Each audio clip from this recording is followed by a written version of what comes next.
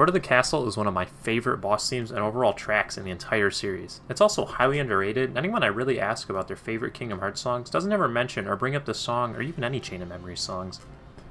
To be honest, the entire game's soundtrack is extremely underrated, but I'll go into that in another video. Maybe a 100 sub special?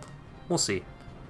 In my opinion, it's the best final boss theme, and not only the sound and depth, but overall flavor and theme as well. It also holds very high in standard, as it's the only boss theme to not be reused or have any parts of it used in future tracks. The closest there is the opening harp arpeggios are very similar to the harp arpeggios in the Cavern of Remembrance theme. Other than that, nothing. Marluxia hasn't even made another appearance until Kingdom Hearts 3. Gotta put some respect on my man's name. This piece is honestly so beautiful, and as if Yoko's prowess doesn't shine enough, when you really break down her songs, you develop an entirely new meaning for her music. I didn't even know there was a timpani in the background until I really listened to it recently. I couldn't tell there was a snare drum most of the time, and there's even a synthesized choir. I mean, hot damn, this is a bop. This theme also just emanates badassery, with this being the first big song Yoko started dabbling with strings in her songs. As the series has gone on, she's been going ballistic with the violin, and goddamn do I love it. This is honestly just an amazing piece that feels like a hybrid between a concerto and a concerto grosso. It's a little symphonic at times, but the main focus is usually just accompanying instruments to the piano or strings melody.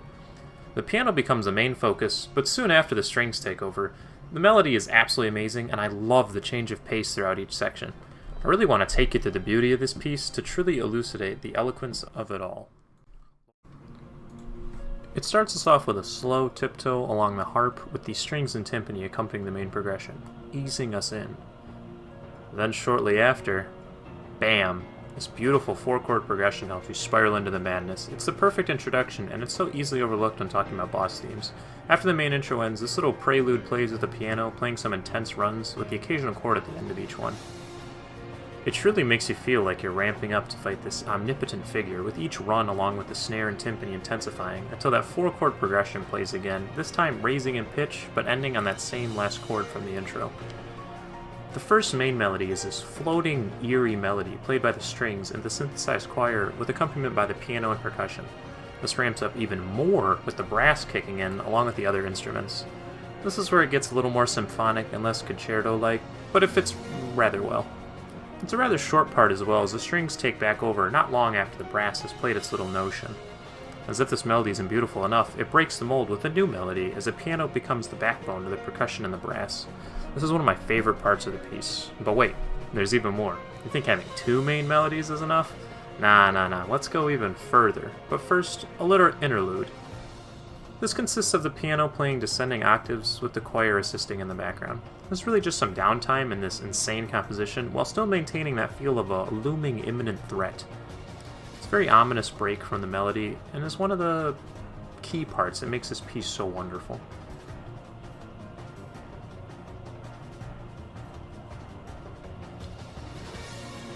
The strings then increase in intensity, and the main melody has an exploding, rapid crescendo, bringing us full circle back to the action. However, it still continues to increase in intensity, as the strings really start to increase with fervor and ferocity. This continues on until a little interlude in the piano runs starts to play again, this time with the snare much more audible.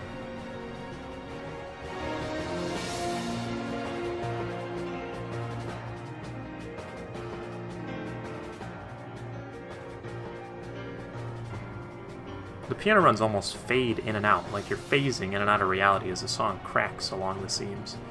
The same 4-chord piano progression plays, and the strings and choir melody plays again. This goes on until the strings and brass play in unison for just a short amount of time as the piano runs guide us along to the closing of the song.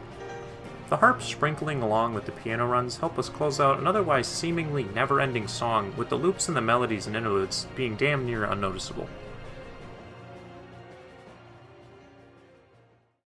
This is one of the most beautiful boss themes I've ever heard, while still remaining haunting and ominous. This is also the only song to get a full orchestral remaster from Recom on the PS2, which only further helps radiate its brilliance.